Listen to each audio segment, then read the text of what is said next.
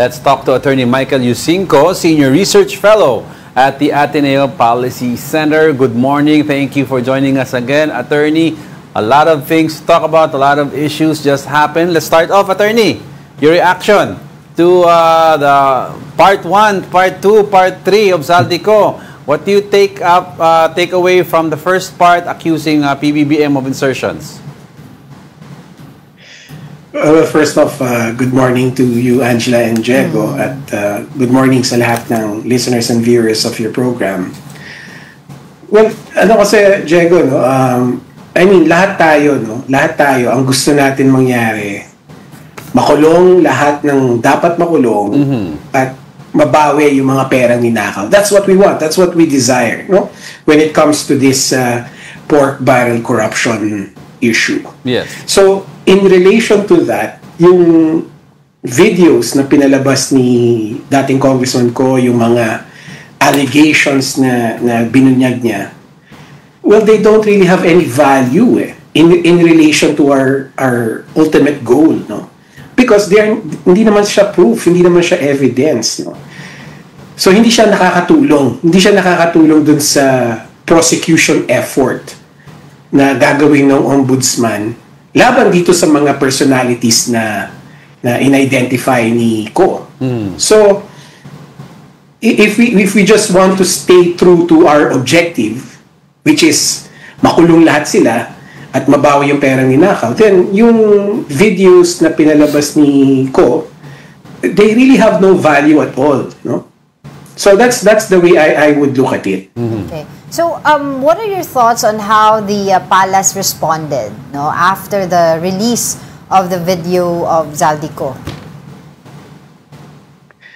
Well, it was an expected response, no. Syempre, denial ang expected response dyan. I think siguro pwede ko lang madagdag is hindi naman nila pwedeng takasan yung katotohanan na because the pork barrel corruption happens in the budget process, hindi maiiwasan na ma-involve si Pangulong Marcos dun sa sitwasyon, no?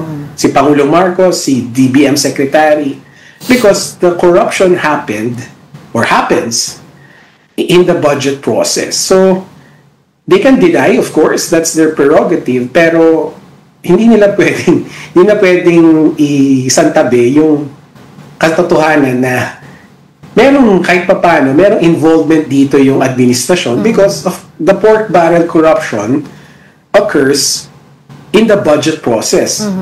But in connection to that, don't you think yung kanilang naging response ay parang medyo may pagka-defensive?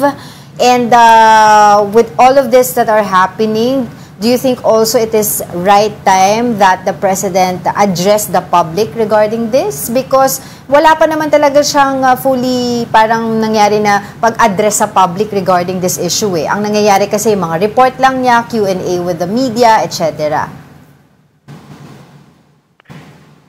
Well, of course, he can do that. No? The President can come out and address these matters directly, these allegations directly. Kaya lang, the way I would see it, kasi the President wouldn't be advised to do that. Kasi nga, yung accusations sa kanya, allegations sa kanya, they come in a form of a video posted in social media, right? So parang, I would say, kung the President will respond, then he has to respond to accusations leveled to him in the proper way or in the proper forum. Kasi kung papatulan, quote unquote, kung papatulan ni Pangulong Marcos yung mga pag-post lang sa social media, then I mean, for him, from his perspective, that would be tantamount to stooping down to the level of the person leveling the accusation, diba? In that way. Yeah. So, yeah, sure, pwede mo sabihin defensive sila, but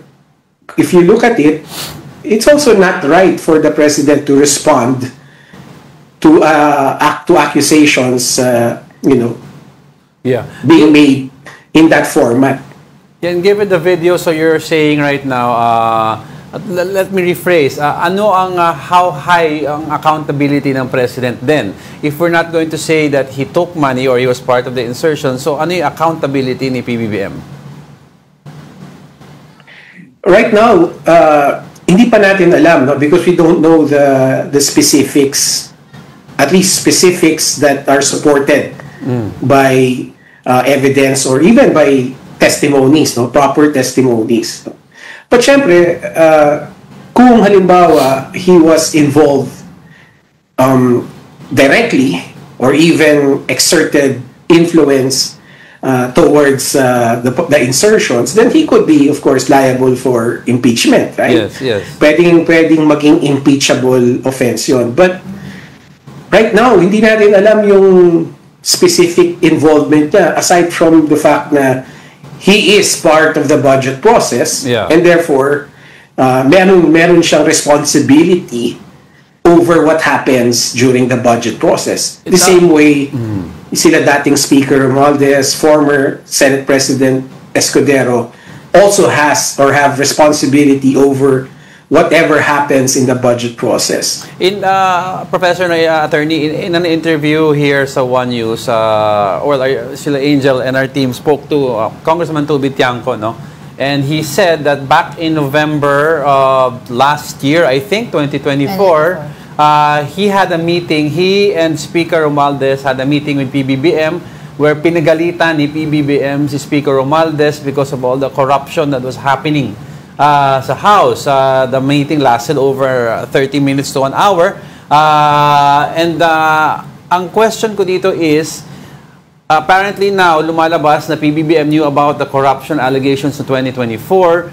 Tapos he only announced the corruption issues nung SONA niya on July. So that's over 6 months time difference. Tapos, a week ago, he came on record when he was asked kung dapat ba si former Speaker Romualdez dapat makasuhan. Sabi niya, there's not enough evidence. Pero parang nagkokontrahan ng mga statements na malabas because alam pala niya nung 24 and he did not do anything. Should he now be accountable for shielding supposedly daw, according to some, ang kanyang pinsan na si Congressman Romualdez?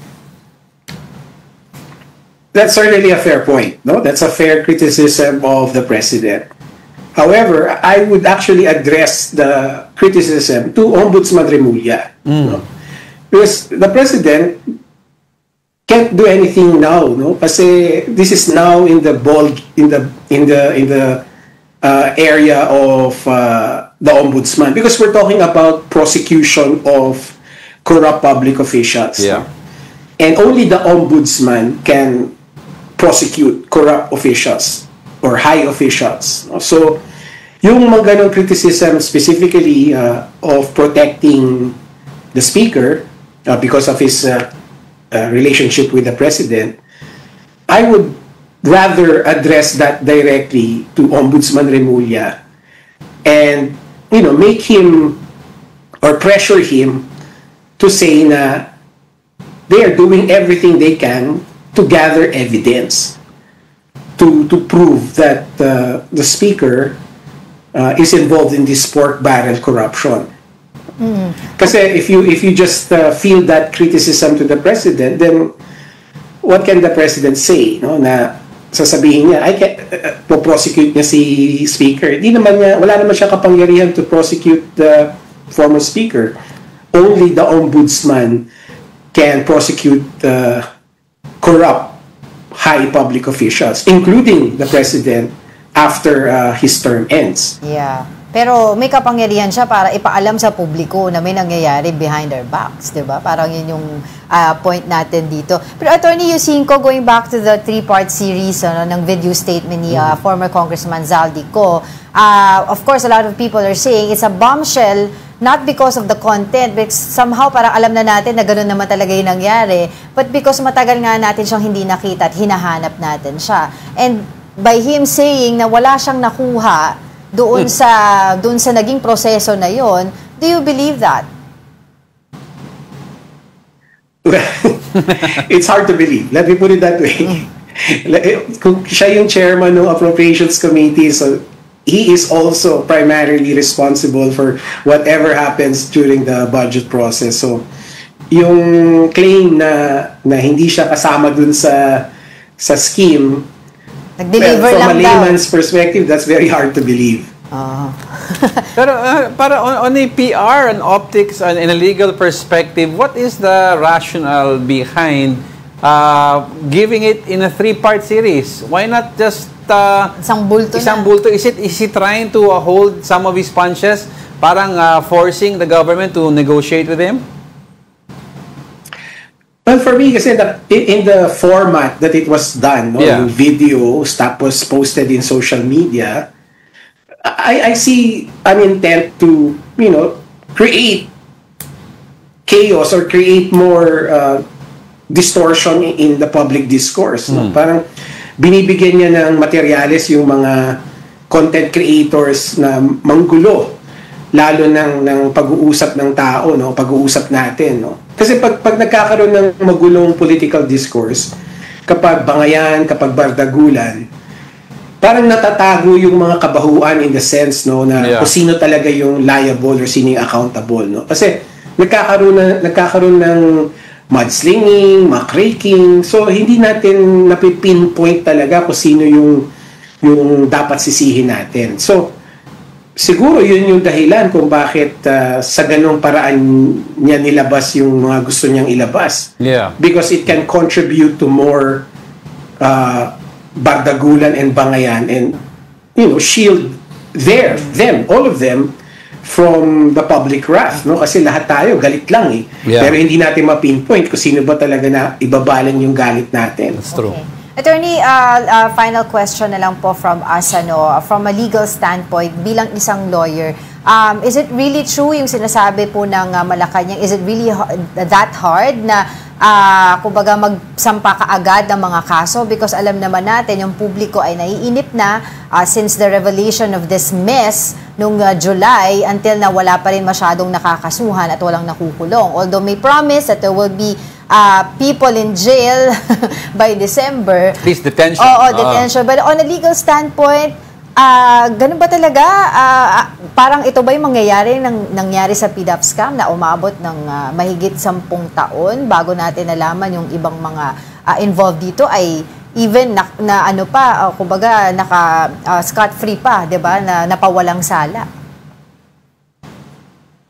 That's a good question. So from being a litigator myself, I can say na mahirap talaga yung case build-up, lalo na kung ganitong criminal case of corruption. No? Kasi ang kailangan gawin ng ombudsman at ng mga piskal is to gather evidence to prove guilt beyond reasonable doubt. Yes. So yan ang pinakamataas na threshold for evidence. No? So I can understand kung bakit very deliberate yung approach ng ombudsman at ng DOJ. No? But having said that, hindi naman kailangan na ganong katagal yung proseso. No? Yung katulad na sinabi mo na 10 years. No? Hindi dapat ganon. Hindi rin yun ang utos ng saligang batas natin. No? So, welcome news yung moves na magkakaroon tayo ng mga special designated courts, no, sa RTC. And also yung commitment ng Ombudsman and the Sandigan Bayan to really follow strictly yung speedy trial rules natin, no? So para hindi ma-delay yung hearings and yung proceedings. No? Siguro ang pwede ko lang maidagdag na kahit na ba naiintindihan ko sila, no, na ganun yung approach nila, meron din naman silang responsibilidad na buksan yung proseso sa taong bayan. Yes. No? They have to make it. I mean, when I say they, I'm talking about the Ombudsman, the Supreme Court, and the Sandigan Bayan. They have to open the proceedings to the public. Kasi kung ang mangyayari nito, katulad din pa rin ng dati na hindi natin alam anong nangyayari, right? Because nakatago eh. Then, syempre, lahat tayo mag-iisip pa rin na, uy, merong niluluto o pinapadelay lang nila kasi merong iniintay. No? So, I think the Ombudsman and the Supreme Court and the Sandigan Bayan should seriously consider opening the proceedings to the public, no? Adopting the latest communications technology available, no, like live streaming the trial, live streaming the investigations, or even dedicating, sections of the gallery to journalists like yourself, no, na nandun kayo para kayo yung saksi doon sa nangyayari. Alright, maraming salamat muli sa inyong oras and of course your insights, Attorney Michael Yusinco, Senior Research Fellow at the Ateneo Policy Center. Magandang umaga po.